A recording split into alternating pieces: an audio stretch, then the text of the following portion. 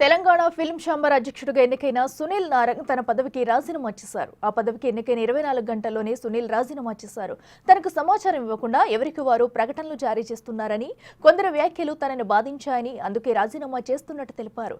ఈ పరిస్థితుల్లో ప్రెసిడెంట్ పదవిలో కొనసాగడం తనకు కష్టంగా ఉందని చెబుతూ ఓ లెటర్ను రిలీజ్ చేశారు.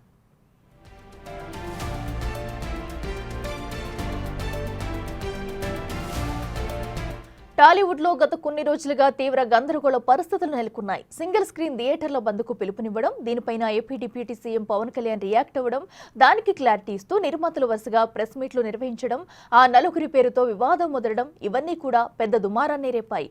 ఆ తర్వాత పెద్ద నిర్మాతలు వరుసగా ప్రెస్ మీట్లు నిర్వహించారు.